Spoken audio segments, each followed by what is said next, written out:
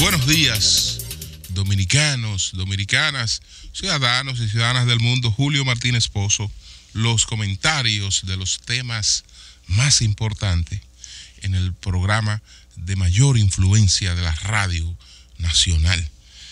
En este viernes 28 de abril del año 2017, buenos días a todo el equipo del Sol de la Mañana, María Elena Núñez, Víctor Gómez Casanova, buenos días Olimato, Anibel Carrosario, Pablo Maquine, Eury Cabral, José La Luz, Melton Pineda, Don Amaury Saibar, nuestros distinguidos colegas de 5 a 7 de la mañana, Humberto Paniagua, Andrés Martínez, Yuri Rodríguez, Luis Ramírez, Daris Terrero.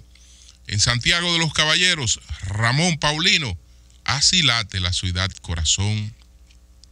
Manuel González Manegonte, nuestro catedrático del sector agropecuario. Buenos días a Rafael Díaz, nuestro cronista deportivo, Helen Gil, nuestra productora, Sonia Patiño, nuestra coordinadora, a Yoba Bernal y a todo el equipo de Señales TV. Buenos días a todos y a todas en este 28 de abril, año 2017. El sol de la mañana, el sol de la mañana. Bueno, ciertamente el día de hoy, un día de duelo, un día muy doloroso, después que se define la pasta de lo que sería la dominicanidad, pues hay muchos esfuerzos en distintas etapas por un país soberano. Ciertamente, antes de que surgiéramos, somos producto de distintas circunstancias, e incluso la ubicación en la que estamos antes de pertenecernos propiamente como país, perteneció a una corona. Cuando se estableció producto del Tratado de Aranjuez, cuando se estableció la mojonadura en la frontera, a ambos lados, ningún letrero, los letreros no decían, no se leía República Dominicana, ni del otro lado se leía República de Haití. Esas mojonaduras decían de un lado, decían España, y de la otra parte decían Francia. Es decir, que cuando por primera vez se establece ya una división de la isla, en ella lo que existen son dos colonias, una colonia francesa y una colonia española. Pero en ambos casos, esas colonias fueron definiendo unos hábitos, una cultura propia, y resultó que, a pesar del origen español, el criollo, el dominico español criollo, ya era una persona totalmente distinta al español del continente, y fue definiendo a lo largo del tiempo una cultura propia. De esa cultura realmente nacería la dominicanidad, muy torpedeadas en distintas etapas, porque si bien es cierto que lo primero, el primer intento de tener un país independiente se remite a diciembre de 1821 con la proclamación de Núñez de Cáceres, pero ya sabemos que no era propiamente un país independiente, sino que lo que concebía en esos momentos José Núñez de Cáceres era un país bajo el abrigo, bajo la sombrilla de la Gran Colombia.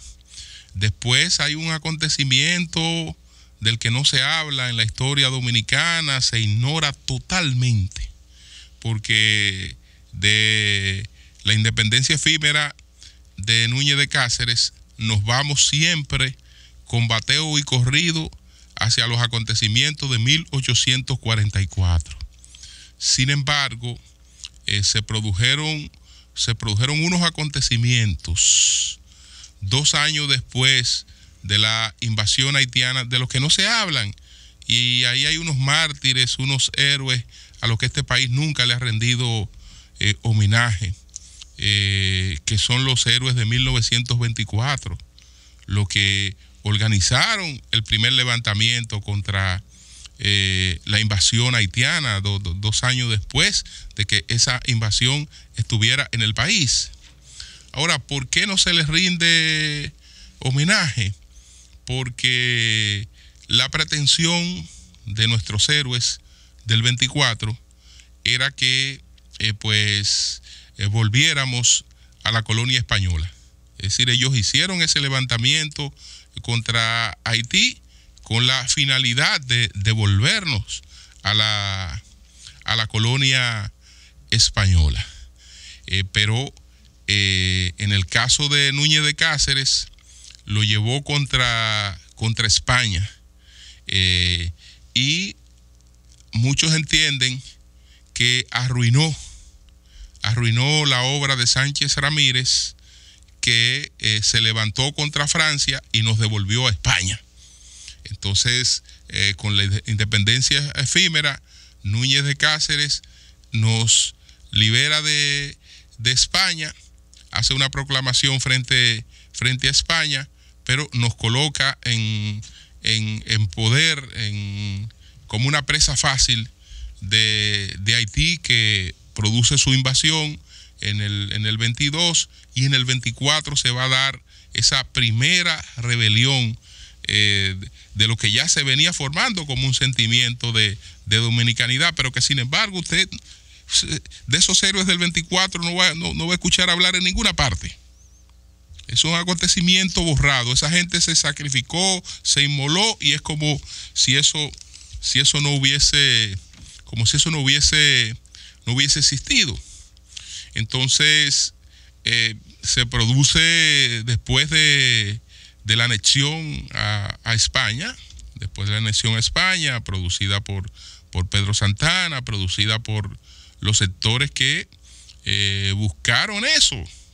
No solo Santana, sino que aquí había una ideología, aquí había una creencia de que el país no estaba en condiciones de autogobernarse, que el país, proclamado como independiente, sin la sombra de una potencia que lo auxiliara, iba a ser siempre presa fácil, sobre todo de Haití o de cualquiera que quisiera invadirlo. Entonces, de todas maneras, se produce la guerra de la Restauración, y ya se supone que a partir de ahí vamos a tener una vida independiente. Lamentablemente, entonces, al siglo siguiente, vamos a tener 2 invasiones de Estados Unidos. De la segunda, en la que estamos conmemorando justamente en el día de hoy el 52 aniversario, un acontecimiento que uno piensa que pudo evitarse porque probablemente pudo ser propiciado un acuerdo pacífico, un acuerdo para la paz, para el reordenamiento de la sociedad dominicana en paz. Sin embargo, también hay unos componentes ahí de geopolítica que son muy importantes.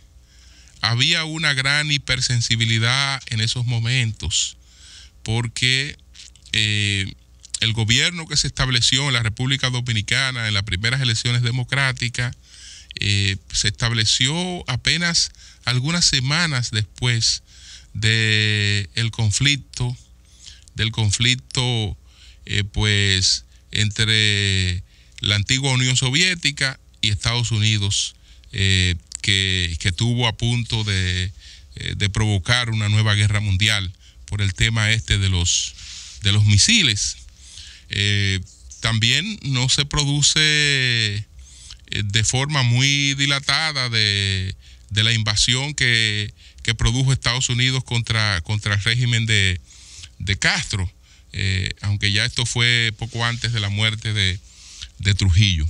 Entonces, hoy recibimos aquí 42 marines y paracaidistas estadounidenses, 1.330 soldados, 1.300 soldados brasileños, 250 soldados hondureños, 184 soldados paraguayos, 160 soldados nicaragüenses, 21 policías y militares costarricenses y 3 oficiales salvadoreños que formaban parte de una fuerza supuestamente de paz que integró la OEA para justificar este atropello contra la soberanía dominicana.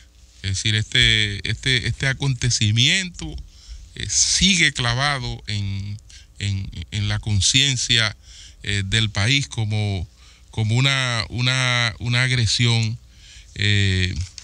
incurable.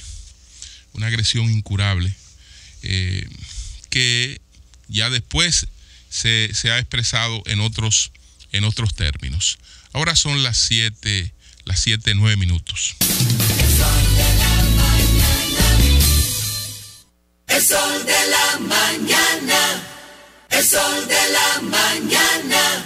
Miren, señores, ayer cuando estábamos desde La Romana en un acontecimiento muy importante, porque estamos hablando de la declaratoria de La Romana como el primer municipio libre de analfabetismo en la República Dominicana, es decir, del inicio del cumplimiento de esta meta, que irá pues municipio por municipio, haciendo lo propio en la medida en que en términos reales esos municipios pues queden por debajo de un 5% de analfabetismo. Ustedes dirán, bueno, ¿por qué un 5? Porque entonces, ¿por qué libre de analfabetismo si hay un 5% de analfabetismo? Bueno, esos son los parámetros internacionales, porque no se logra nunca y ningún país tiene el 100%. Hay gente que tienen discapacidades, que tienen de todas maneras dificultades para el aprendizaje. Siempre hay un núcleo. Entonces, los países que están libres de analfabetismo son aquellos que lo tienen por debajo del 5%. Eso no fue un invento para nosotros, sino que es un parámetro internacional. Es igual que usted dice, bueno, déjame ingerir una cerveza sin alcohol. Bueno, no hay cerveza sin alcohol. Lo que ocurre es que esa cerveza va a tener la gradación alcohólica por debajo de un 1%. Entonces, por eso se considera sin alcohol, pero no es que no tiene alcohol, es que tiene la gradación mínima para considerarla una cerveza sin alcohol, pero tiene alcohol. Entonces, ayer, cuando estábamos en este acontecimiento, en la parte previa del programa, que siempre cubrimos todos los temas importantes, aunque sea un programa especial, tuvimos un debate sobre el tema de las propinas. Entonces, ayer realmente yo no había leído lo que se publicó en el periódico Diario Libre en la columna Antes del Meridiano, y tampoco el comunicado que han publicado hoy los restaurantes de comida rápida. Pero sin haber leído esto que publicó Antes Meridiano, los criterios que expresaba ahí en este intercambio con Anibelca, ¿no?, que tiene otro criterio, son muy parecidos a lo que alega aquí, a lo que se alega en esta columna, y la voy a leer. Proconsumidor y las propinas. Esto es la columna Antes Meridiano del Diario Libre del día de ayer, de Inés Aispun. En las notas de prensa que envía Proconsumidor acerca del 10% de la propina a los servicios despachados vía delivery, hay un par de detalles que esta institución obvia y que en sus textos enviados a los medios no contempla. En primer lugar, la opinión de los empleados. Los mensajeros, entre comillas, que reparten a domicilio, envían sus comentarios por las redes y las webs de los periódicos pidiendo que no se elimine. Es un dinero que les llega puntualmente y, como escribe un empleado de una reconocida marca de pizzas, me lo entrega el día 10 de cada mes mi empleador. A veces es un complemento fundamental para su bolsillo. Segundo, el fallo de la Suprema Corte de Justicia a favor de empleados que sometieron a sus patronos por haberlo quitado. La sentencia del 10 de enero del 2007, que es a la que se refería Humberto esta mañana, la sentencia es del 10 de enero del año 2007 y especifica que el cobro debe hacerse tanto para el servicio directo como para el drive o delivery. Es decir, que hay una jurisprudencia de la Suprema que establece que el cobro debe hacerse. Además, ese 10%, en el caso de que no intervenga un delivery y en su motor, sino que sea el propio cliente quien lo retira, es una propina para los empleados de otros departamentos, cocina, etcétera, que también se benefician. Proconsumidor ha obviado, por tanto, 2 veces directamente involucrada, una más, la de que los empresarios, como expresa uno de ellos, se necesitan reglas claras y que no las interprete cada organismo o institución a su antojo. Si lo ponen, se pone. Si lo quitan, se quita. Después de esta sentencia de la Suprema, todos empezaron a cobrar el 10%. ¿A quién hay que hacerle caso? ¿A la Suprema Corte o al Tribunal Superior Administrativo? Y de recursos pendientes tampoco se habla. ¿Qué dice el Ministerio de Trabajo? Y para nosotros clientes, quitar el 10% va a abaratar un 10% el producto. Miren, señores, ni siquiera voy a leer el comunicado de estos restaurantes de comida rápida, porque a veces uno tiene un criterio sobre las cosas que cambia cuando usted se adentra en los detalles de esas cosas. Y voy a poner varios ejemplos, pero primero lo que tiene que ver con esto. ¿De qué nos quejamos? Nos quejamos de que vamos a uno de estos establecimientos, vamos a retirar algo que no lo vamos a consumir en el lugar y ahí se nos cobra un 10%. Ustedes saben qué es lo que pasa con estos establecimientos. Señores, aquí la mecánica es distinta en los establecimientos de comida rápida a los restaurantes, digamos, más formales. Porque en el restaurante propiamente dicho, con sus formalidades, no es verdad que usted paga un 10%. La gente paga un 20%. Porque paga el 10% de ley, pero deja adicionalmente una propina que nunca es menor al 10% de lo consumido. Es decir, que no es verdad que estos negocios de comida rápida están haciendo lo que los otros restaurantes dejan de hacer, porque si usted va, por ejemplo, yo llamo a mi amigo Ramoncito, al Vizcaya, Ramoncito, guárdame esto y aquello, o llamo a mi tocayo a Iberia, guárdeme esto, tocayo, yo paso por ahí, pero cuando paso, si voy a buscar, de todas maneras tengo ya el 10% de ley establecido. Lo que me van a exonerar, lo que me pueden exonerar es la otra parte, pero como quiera el cliente la paga. Pero lo que quería destacar es que son distintos. En este caso, lo único que cobran esos establecimientos es el 10%, porque a ellos no se les deja el 10% adicional que se deja en los otros lugares.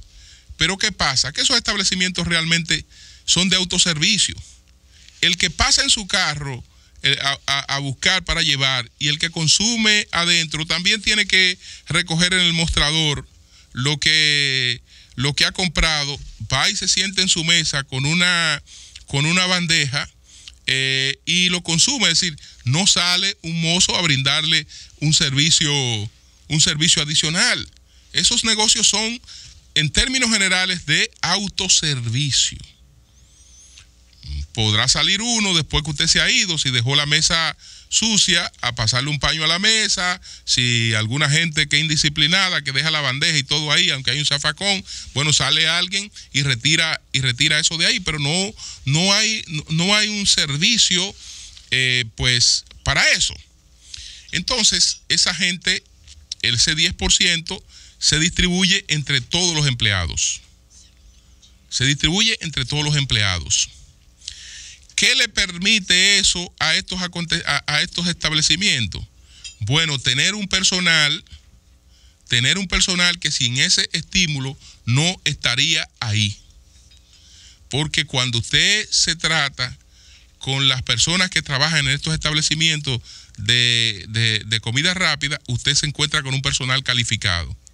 Usted se encuentra, por lo general, son estudiantes universitarios, algunos profesionales, incluso que no han tenido otra oportunidad y están ahí porque el nivel de ingreso que alcanzan ahí se lo permite. Probablemente una joven que trabaje aquí en estos establecimientos de comida rápida para una empresa, para una cadena, gana más que esa misma joven trabajando como empleada administrativa de esa cadena. Gana más por el manejo de las propinas. Y en este caso de los establecimientos de comida rápida, no hay posibilidad de que el dueño la distraiga, porque en estos establecimientos de comida rápida no son de dueños. Es decir, no son el lugar donde usted va, que está la china ahí en la caja, ella es la dueña o el chino es el dueño y él administra ahí las cosas a su antojo, o en el lugar donde está el dueño que cobra, que etcétera. No, estos no son lugares de dueño. Estos son franquicias que tienen, por ejemplo, 5, 6, 10, 20 restaurantes abiertos en el país, y esos restaurantes se administran en línea. Se administran en línea. Entonces, el que está cobrando, el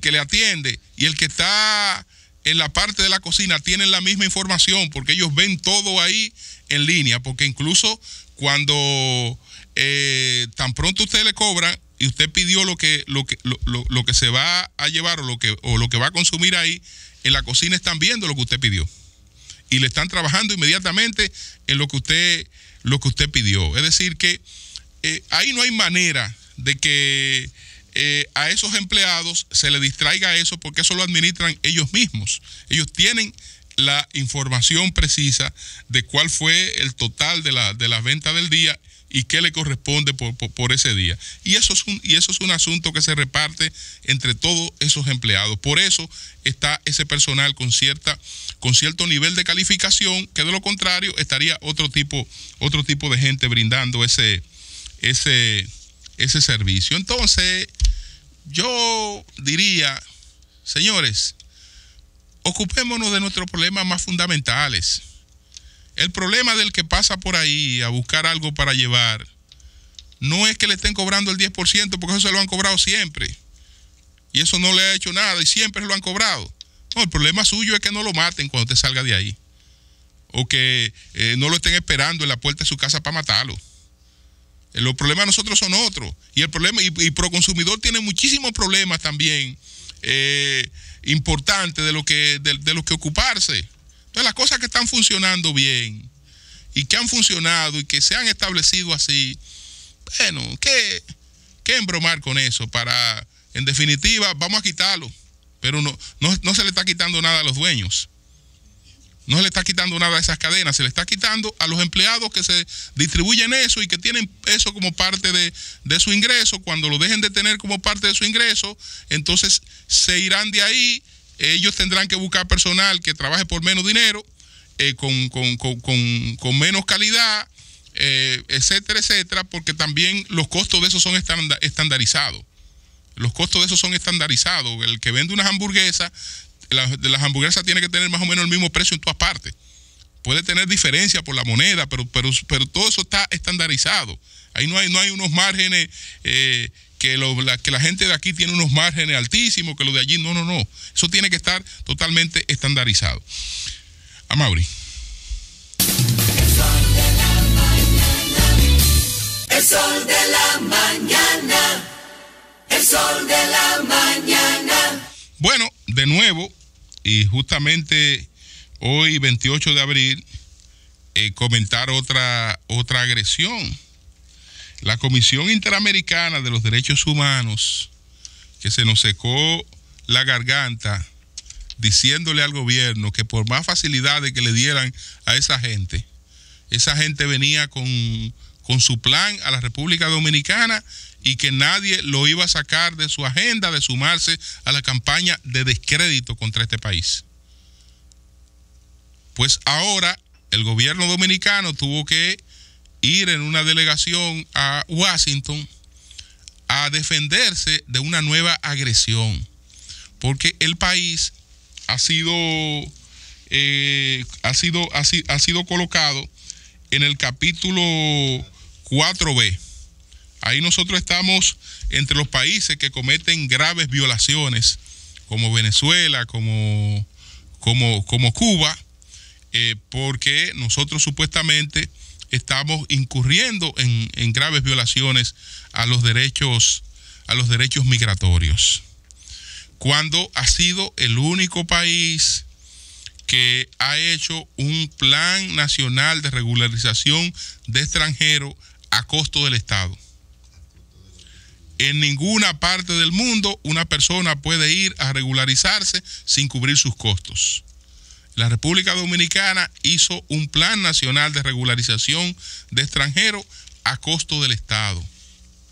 La República Dominicana, mediante la ley 169-13, asumió los errores cometidos por el Estado dominicano, al extremo de que esa ley acogió a todas las personas que estaban en el registro civil de manera irregular.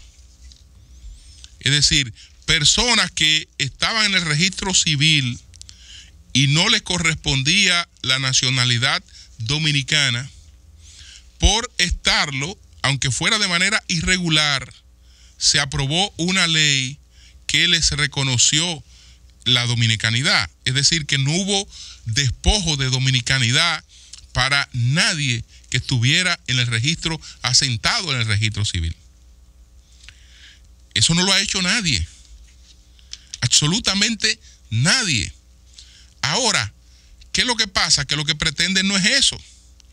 Cuando el país dijo, bueno, vamos a hacer una auditoría del registro civil y todo el que esté ahí ya está ahí y lo vamos a acoger. Eso se rechazó, porque ¿qué es lo que quieren que haga la República Dominicana? Que la República Dominicana no tenga límites, no tenga ningún límite, es decir, que dominicano sea todo el que venga, que diga que es dominicano y quiera registrarse como dominicano, se acoja como dominicano. Y eso no ocurre así en ninguna parte del mundo. Entonces, que la República Dominicana propicia apatridia. Pero ¿y cómo va a propiciar apatridia la República Dominicana si aquí no hay una sola persona que pueda estar en esa condición? Porque si esa persona es de origen haitiano, le corresponde la nacionalidad haitiana. Es igual que no hay en ninguna parte del mundo una persona de origen dominicano que pueda considerarse apátrida. No, puede vivir en España, puede vivir en Hong Kong. Si es de hijos de dominicanos, es dominicano. Es decir, nunca estaría un dominicano en condiciones de apatridia. Nunca lo estaría. Como nunca lo estaría, un haitiano. Pero, ¿qué ocurre? Ustedes saben que la MINUSTAH se va de Haití. Todo esto crea más presiones sobre el Estado dominicano, porque aunque Haití dice que está en condiciones de asumir su propia seguridad, uno sabe que no. Uno sabe que no. Y uno sabe que lo que va a hacer esa comunidad internacional, que si tiene abandonada Haití, teniendo tropas allí, imagínense cuando no tenga nadie allí. Es decir, esto va a quedar bajo el abandono total, y lo que nos está anunciando esta agresión de la Comisión Interamericana de los Derechos Humanos es que vuelve a reeditarse la campaña contra la República Dominicana. Vuelven las presiones contra la República Dominicana para que la República Dominicana, sobre su pobreza, cargue la pobreza de Haití y colapsen las dos naciones. Pues no tenemos ninguna posibilidad de proclamar incluso ningún resultado. ¿Cómo vamos a hacer nosotros un territorio libre de analfabetismo sin un control fronterizo? ¿Cómo nosotros vamos a tener nuestros problemas sanitarios resueltos sin control fronterizo? ¿Cómo vamos a tener nuestras estadísticas fundamentales resueltas sin un control fronterizo? No, esto es totalmente imposible. Y yo sé que las migraciones hacen sus aportes, como destacaba en estos días en un comentario Montaner a propósito de lo que está ocurriendo con los venezolanos. Pero lo que ocurre, señores, es que a nosotros lo único que nos está llegando es pobreza. El haitiano que tiene algo que aportar no viene para República Dominicana. El que tiene algo que aportar no viene para República Dominicana. El que viene para República Dominicana es el que viene a competir con el pobre dominicano. Con el pobre dominicano, el que viene a desplazar al pobre dominicano. Porque el que viene a abaratar la mano de obra en la República Dominicana para empobrecer más al pobre dominicano, ese es el que viene. Ese es el que viene. Y esa es una situación que aquí tenemos esta alerta. Pero como nosotros ahora estamos más ocupados en otra cosa, incluso ya alguien ha anunciado que nos preparemos para vivir la peor catástrofe que jamás hayamos vivido, pues nada, dejar que las cosas sigan ocurriendo de manera impotente como estamos frente a este tema.